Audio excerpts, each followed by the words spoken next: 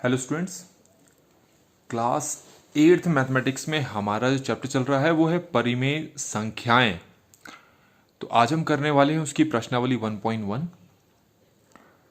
Video शुरू करने से पहले आपको बताना चाहूँगा, वीडियो अगर अच्छी लगी हो तो लाइक ज़रूर करें, चैनल को सब्सक्राइब करना ना भूलें। तो हमारे पास ये जो क्वेश्चन है इसमें लिखा है उचित गुणधर्मों का प्रयोग से निम्नलिखित का मान ज्ञात करना है। गुणधर्म मतलब यहाँ प्रॉपर्टीज है, कुछ प्रॉपर्टीज हमें यहाँ पर यूज करनी है। वो प्रॉपर्टीज हमारे पास क्या है, इन प्रॉपर्टीज के बारे में ऑलरेडी मैं प्रीवियस वीडियोस में आपको बता चुका हूँ, जैसे कि क्रम विनिमेयता, वितरकता, इस तरह की प्रॉपर्टीज को यहाँ पर यूज करना है। तो हम कैसे करेंगे सॉल्व इन क्वेश्चंस को। यहाँ पर दो क्वेश्चन दिख रहे हैं आपको। तो पहला क्वेश्चन ये दे रखा है आपको कि -2/3 मल्टीप्लाई 3/5 प्लस 5/2 -3/5 मल्टीप्लाई 1/6। अच्छा, हमने कुछ प्रॉपर्टीज में एक प्रॉपर्टी ये पढ़ी है क्रम विनिमेयता। क्रम विनिमेयता ये होता है कि अगर a प्लस बी लिखा है तो वो हमेशा इक्वल होता है b प्लस ए के। इसको आप ऐसे समझें, ये एक रफ में आपको समझाता हूँ। जैसे कहीं पर मैंने लिखा है a प्लस बी, तो उसको मैं b प्लस ए भी लिख सकता हूँ, क्योंकि a प्लस बी प्लस ए के बराबर हो सकता है, आगे पीछे से लिखा जा सकता है। ऐसे ही अगर कहीं लिखा है -a प्लस बी, मैं इसको लिख सकता हूं b प्लस माइनस ए। तो ये होता है आपका क्रम विनिमेयता। तो इस चीज का ध्यान रखना है आपको।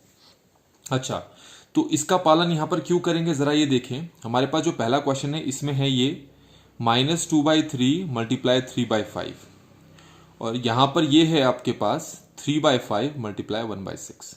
तो इन दोनों में 3/5 है, ठीक है। तो हम क्या करते हैं, क्योंकि 3/5 यहां भी है, 3/5 यहां भी है, तो इस वाले जो टर्म है इसको मैं यहां ले आता हूं। कैसे ले आऊंगा, तो मैं बता चुका हूं कि ये हमारे पास 5/2 माइनस 3/5 मल्टीप्लाई 1/6 है ना। तो आगे पीछे लिख सकते हैं, इसको यहां लिख देते हैं, इसको यहां लिख देते हैं।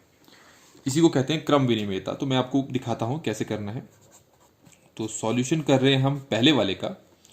ये हमारे पास है -2/3 मल्टीप्लाई 3/5। अच्छा, इसको कैसे लिखेंगे हम, ये पूरा साइन के साथ आगे आ जाएगा, -3/5 मल्टीप्लाई 1/6 और प्लस 5/2 पीछे लिख सकते हैं, प्लस 5/2। तो ये हमने कैसे किया, ये हमने किया क्रम विनिमेयता से। तो ये हमारे पास मेयता, ठीक है। तो ये क्रम विनिमेयता का पालन करके मैं इधर उधर लिख सकता हूं। आपको समझा दिया ना, क्रम विनिमेयता में मतलब होता है a प्लस बी आपका b प्लस ए लिख सकते हैं, आप आगे पीछे उसको लिख सकते हैं।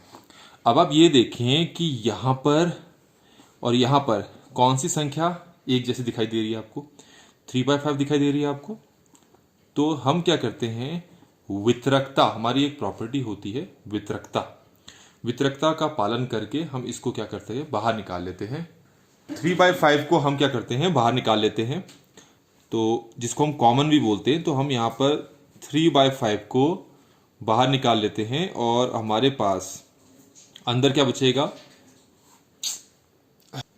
तो क्या बचा अंदर, ये बचा -2/3, ये कॉमन निकल चुका है, ये माइनस, और यहाँ पर क्या बचा 1/6, और लास्ट में हमारे पास क्या है 5/2, ठीक है। तो यहाँ पर हमने किस चीज का पालन किया, जरा मैं वो आपको बता दूं। यहाँ पर हमने वितरकता वितरकता का पालन किया। क्या होता है वितरकता, आप जरा इसको समझें। ये होता है जैसे a मल्टीप्लाई b प्लस सी है ना, इक्वल होता है a को b से मल्टीप्लाई किया ab प्लस a को c से मल्टीप्लाई किया ac। ये होता है वितरकता। तो हमारे पास ये कुछ ऐसे था, इस रूप में था, और a को अगर मैं देखो, अगर तुम्हें इस रूप में दिया हो ना ab प्लस ए सी, तो इसको हम लिख सकते हैं, देखो a एक जैसे है ना, ये बाहर आ जाएगा, अंदर यहां से क्या बचा b, ये प्लस बचा ये c, यही होता है वितरकता। तो हमने 3/5 को बाहर निकाल दिया और ब्रैकेट में ये बचा। ध्यान रखें यहाँ मल्टीप्लाई का साइन है। अब इसको हल करते हैं। अब हल करना मान लिया आसान है। ये 3/5 मल्टीप्लाई, इसको एलसीएम लेके भी सॉल्व कर सकते हैं हम आराम से। कैसे? 3 और 6 का एलसीएम कितना होता है? 6 होता है। फिर 6 को 3 से हम डिवाइड करते हैं तो हमारे पास कितना आंसर आता है? 2। उस 2 को इस 2 से मल्टीप्लाई किया तो आंसर कितना आ गया? -4। ये माइनस है। 6 को 6 से डिवाइड किया तो आंसर आया 1। उस 1 से इसको 1 को मल्टीप्लाई किया तो 1 आ गया। इतना आया हमारे पास। और लास्ट में हमारे पास है 5/2। अब 3/5 मल्टीप्लाई -4 -1 कितना होता है? ये होता है -5 और नीचे कितना है? 6। ये हमने लिख लिया और लास्ट में हमारे पास है 5/2। अब हम इन दोनों को मल्टीप्लाई करते हैं।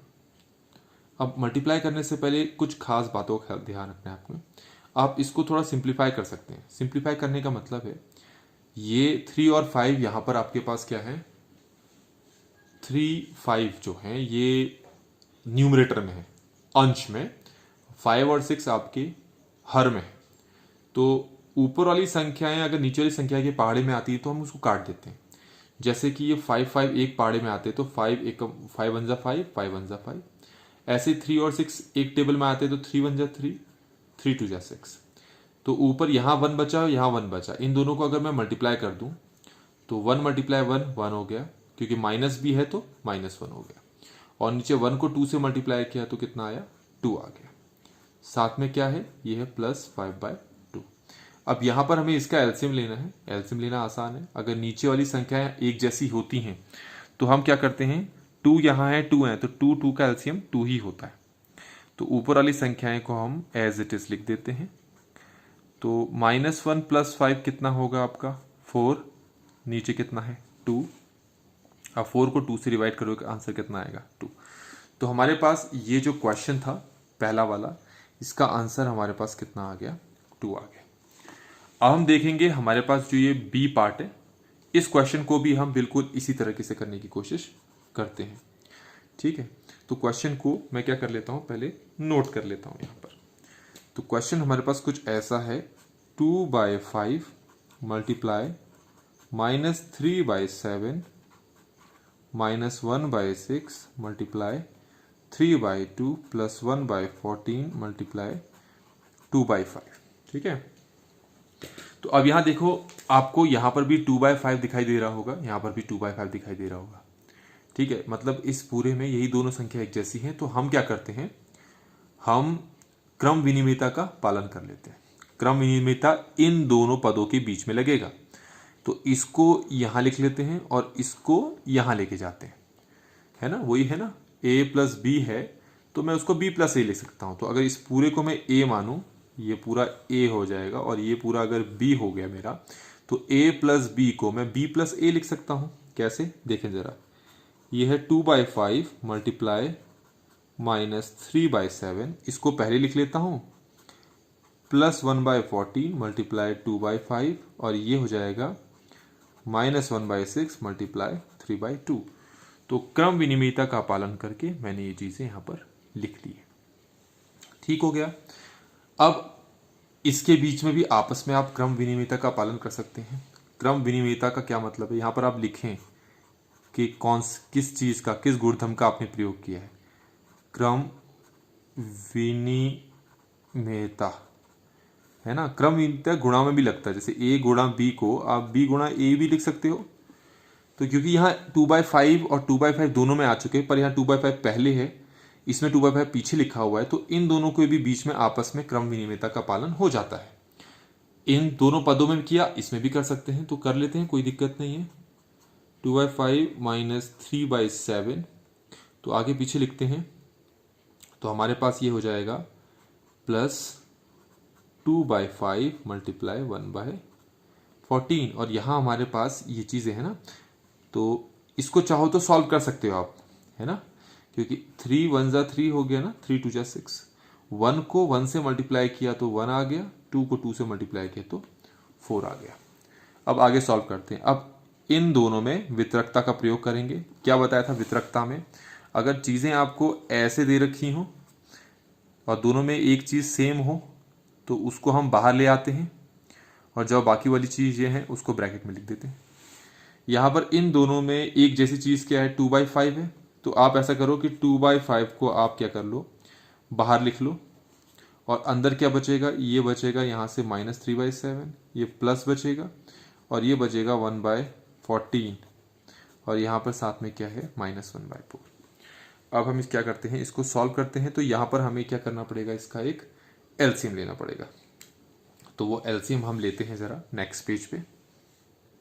अब हम 7 और 14 का एलसीएम लेते हैं। तो 7 और 14 का एलसीएम हमें पता है कितना आएगा, 14 ही आएगा। एलसीएम लेना हम छोटी क्लास में सीख चुके हैं। 7 और 14 का एलसीएम आ गया आपका 14। अब 14 को 7 से डिवाइड करेंगे तो कितना आएगा, 2। उस 2 को इस 3 से मल्टीप्लाई करें तो कितना आ गया, -6। 14 को 14 से डिवाइड करें कितना आया आंसर, 1। उस 1 को इस 1 से मल्टीप्लाई करें तो 1 ही आया। आप अपने तरीके से भी एलसीएम ले सकते हैं, और भी तरीका होता है शॉर्टकट। इसको इससे मल्टीप्लाई करके यहाँ लिखो, इसको इससे मल्टीप्लाई करके यहाँ लिखो, इसको इससे मल्टीप्लाई करके यहाँ लिखो, ऐसे भी ले सकते हैं।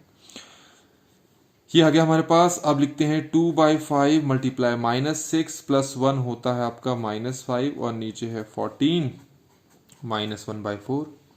अब जो कट रहा है उसको काटते हैं। ये 2 1 जा 2 जाएगा, ये 2 7 जा 14 जाएगा, ये 5 1 जा 5 जाएगा, ये 5 1 जा 5 जाएगा। तो ऊपर यहाँ 1 है और यहाँ पर भी 1 है। तो 1 को -1 से मल्टीप्लाई किया तो -1 आया, 1 को 7 से मल्टीप्लाई किया तो 7 आया, और यहाँ पर 1/4 है। अब देखिए यहाँ पर हमारे पास एलसीएम उस तरीके से लेने लायक हो चुका है। तो देखो ऐसे भी आप एलसीएम ले सकते हैं। 7 को 4 से मल्टीप्लाई करो कितना आया, 28, ठीक है। 4 को -1 से मल्टीप्लाई करो कितना आया, -4, ये माइनस लिखा। 7 को 1 से मल्टीप्लाई किया तो कितना आया, 7। तो -4 को -7 के साथ सॉल्व करेंगे तो कितना आएगा, -11, और नीचे है 28। तो इस तरीके से उचित गुणधर्मों का प्रयोग करके हमने ये वाला क्वेश्चन यहाँ पर कंप्लीट कर लिया है। अब आइए देखते हैं हमारे पास जो सेकंड क्वेश्चन है वो क्या है। ये है हमारे पास सेकंड क्वेश्चन, निम्न में प्रत्येक के योज्य प्रतिलोम लिखिए। तो हमारे पास इसमें 5 पार्ट है। आंसर, क्वेश्चन इजी है। योज्य प्रतिलोम, योज्य प्रतिलोम क्या होता है, किस संख्या का योज्य प्रतिलोम से हमारे पास क्या मतलब है। हमारे पास 2 है ना, तो 2 के साथ मुझे ऐसी संख्या जोड़नी है जिससे कि मेरा उत्तर 0 आ जाए, उसको हम योज्य प्रतिलोम कहते हैं। उस संख्या को हम योज्य प्रतिलोम कहेंगे। तो 2/8 के साथ मैं क्या जोड़ूं ताकि उस संख्या का इस संख्या से जोड़ कितना आ जाए, 0। तो 2/8 का जो योज्य प्रतिलोम होगा वो होगा -2/8, क्योंकि मैं इन दोनों को जोड़ूंगा तो ये हमारे पास क्या हो जाएगा, 0 हो जाएगा। ऐसे ही -5/9 का जो योज्य प्रतिलोम होगा वो होगा 5/9, क्योंकि इसमें माइनस लगा है तो इस वाले में माइनस नहीं होना चाहिए। इसमें माइनस नहीं था तो इसमें माइनस हुआ। -6/-5 का योज्य प्रतिलोम निकालना है। पहले देखो ऊपर भी माइनस है नीचे भी माइनस है, तो इन दोनों माइनस को पहले तो काट दो। तो एक्चुअल जो नंबर है हमारे पास वो है 6/5। तो 6/5 का योज्य प्रतिलोम क्या हो जाएगा, -6/5। यहां है आपका 2/-9, तो यहां माइनस है ना, तो योज्य प्रतिलोम आपका 2/-9 का हो जाएगा 2/9। यह है 19/-6, तो 19/-6 का योज्य प्रतिलोम होगा 19/6। तो किसी के साथ अगर माइनस लगा है तो उसका योज्य प्रतिलोम निकालना है तो वही संख्या लिख दो, पर माइनस की जगह प्लस हो जाएगा। और अगर प्लस वाली संख्या है और उसका योज्य प्रतिलोम निकालना है तो उसमें से माइनस लगा दो। तो इस तरीके से हमारे पास ये 5 पार्ट्स यहां पर कंप्लीट हो गए, और इस वीडियो में हमने पहला क्वेश्चन और दूसरा क्वेश्चन कंप्लीट कर लिया है। अब नेक्स्ट वीडियो में हम रेस्ट ऑफ द क्वेश्चंस को क्या करेंगे, डिस्कस करेंगे। Thank you so much.